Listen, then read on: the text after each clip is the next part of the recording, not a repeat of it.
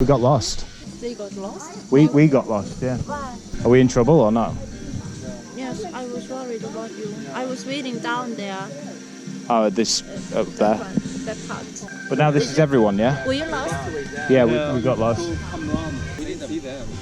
We saw them live. Why, is there still people missing? Yeah, the Thai guys. Oh. Hello and welcome back to my channel. My name is Pietra Mare and I am visiting every single country in the world. I've already been to places such as Iraq, Afghanistan, Somalia, and more frequently visit places such as the Seychelles or Egypt. Currently I have been to 67 countries out of the 196 I am planning on visiting. If you want to know more about me and my travels, go to my website as well as my Instagram. I will link to them in the description. Last year in 2018, in September, I visited North Korea for a week during the Mass Games. Prior to going, I asked around from other travelers who have been to North Korea when would be the best time to go. This was the first time in 5 years the Mass Games was back on again, so I was advised to go then. Make sure you subscribe to my channel if you want to see more videos on North Korea, since this is only one day out of the entire week I went there, and there will definitely be more videos coming. It has been 5 years since North Korea last held the Mass Games, and to me that sounded like an event that shouldn't be missed, and I was definitely right about that.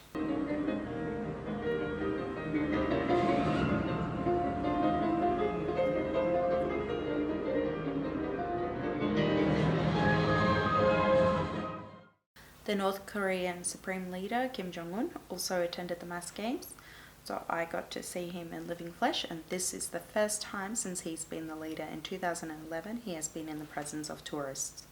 This was something truly remarkable, since I experienced the excitement and energy from North Koreans being at the Mass Games perhaps for the first time in their life, as well as seeing their leader too.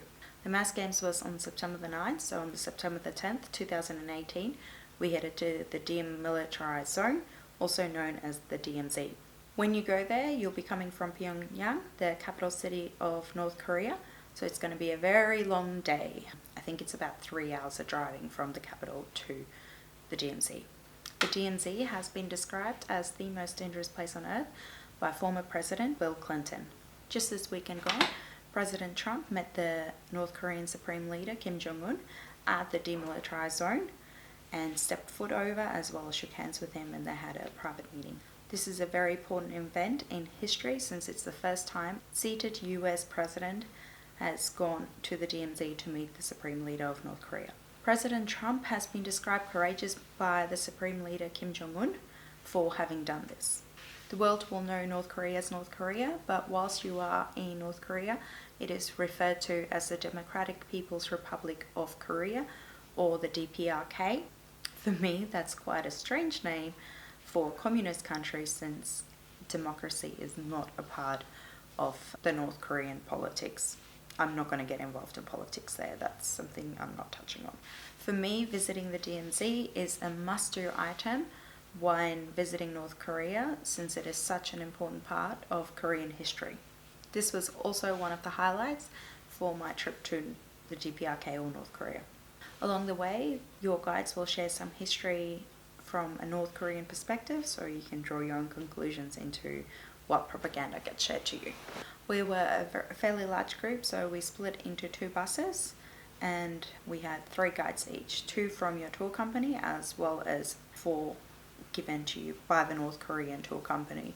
Going during the Mass Games, you will be going during the peak season of tourism in North Korea, so you will come across many other tour groups along your way through North Korea as well as to the visit to the DMZ. I suffer from anxiety, so all these groups made me really nervous, and I struggled to be present for the day, for something that I really looked forward to. Along the way, the guides told us that North Korea really desires reunification with South Korea, so essentially they want North and South Korea to become one country again. They perceived this was actually going to be done quite easily. Achieve national unification peacefully. We're not fighting each other without being cast to arms against the other party. So we have to achieve national unification peacefully. And second one is to achieve national unification independently. So our country has been divided into two parts because of the schemes of the foreign forces. All the Korean people wanted to have a central unified state, but because of the schemes of the foreign forces, according to their interest, our country was divided into two parts. I don't see it, because you were trying to combine a communist with a democratic country, so who knows what will happen in the future of Korea and reunification. Despite the roads being tarred or cemented, I found it to be bumpier than going forward driving. Perhaps this is a combination of poor road conditions as well as like a lack of suspension in the buses. The reason I mention this, if you happen to have a late night, which you will often do, and you think you're going to nap along the way on your drive, it's going to be really hard. I can get some decent sleep. Halfway to the DMZ, we stopped for some coffee and a toilet break. Mentioning the toilets, if you're from a Western country not used to squatting, you will quickly have to become accustomed to it, or for the ladies, develop a strong bladder. The toilets are not designed for Westerners. You're in the East, so you need to accept that. Once you get near the border, there's going to be a number of checkpoints that you're going to have to cross. I found that being in such a large group, it was difficult to keep up with all the information that our guides were sharing. They weren't waiting for us to arrive to what they were talking about. And another issue with it was that the audio from their mics, that it wasn't that clear. It was quite like tinny, and you couldn't hear clearly. The leader President Kim Il-sung devoted his role for the national reunification in his lifetime, even at the age of 80. So, in the evening of July the 7th, 1994, he saw the document related to the national reunification, and he signed on the document, and after a few hours, he passed away because of myocardial infarction. I had to go do my own research later to understand what they were trying to tell us on the day. Near the DMZ, you're also going to enter a building where the armistice agreement was signed between North and South Korea, I believe, and I think this was in 1953, so there was a ceasefire. Strangely though, at the DMZ, there's a gift shop where you can purchase all kinds of souvenirs, and what really stood out to me was the propaganda posters. I purchased one myself. I think they go for about 20 euros up to 40 euros a poster. You may have heard of Otto Warmbier, who took a poster, so I asked my guides about these posters that they sell us as to why we wouldn't get in trouble. They explained that the poster he took actually belonged to the DPRK, and for this reason, like, you were stealing from the country. We aren't able to purchase the posters that they have available for the people of the DPRK. The posters we purchase are specifically and only for tourists. Everywhere in North Korea you're going to see propaganda posters, billboards, etc. You won't see advertisements. It's replaced with these propaganda posters and billboards. So after a few more checkpoints, we finally arrived at the DMZ. Today we weren't able to go into the blue houses and walk around the table. I was very disappointed with this, since it's on my bucket list to walk around that table so I can be like on North Korean and South Korean soil at the same time. But I don't count it to have visited North Korea or South Korea if you walk around that table. So I haven't actually been to South Korea yet, and that's why I really hope to walk around that table, because there are people who claim to have been to North Korea because they walked around that table. So I wanted to walk around it so I could be like, hey, have I visited South Korea since I just walked around this table? Or I have a more strict way of counting my visits to countries. The number of tour groups are strictly controlled at the various checkpoints, so you may end up having to wait a while in the bus or even at the gift shop. We were there for ages waiting for other tour buses to return so we can finally proceed. They did not want too many people there at one time, yet it still felt like too many people for me.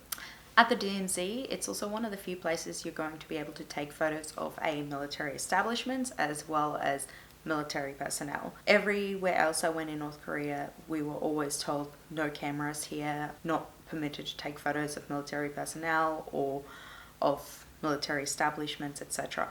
So they do control photos and photography quite strictly. It has eased up a lot over the years, but it is still very strict. You're also going to be able to take a photo with a North Korean soldier. I did so, but not everyone had that opportunity because there were too many people. One of the first to get one. I asked my guide way before if she could arrange it, and then yeah, everyone followed suit getting a photo with him because time was limited and we were pushed a lot. Not everyone managed to get that opportunity, and I noticed some people upset that they didn't get one.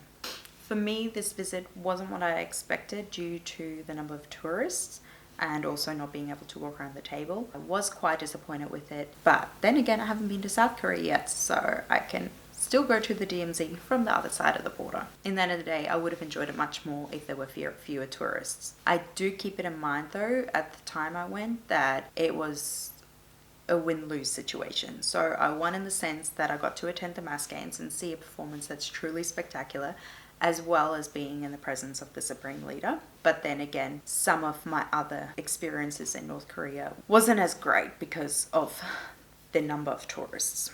I hope you like this video, as well as that you will like this video. Subscribe to my channel and go check out my Instagram if you want to know more about my travels. Leave me a comment if you have any questions. And yeah, hopefully I'll get out those videos really soon to you guys. It does take me a little while to make them, but I'm learning and getting better each and every time. So yeah, thank you for watching.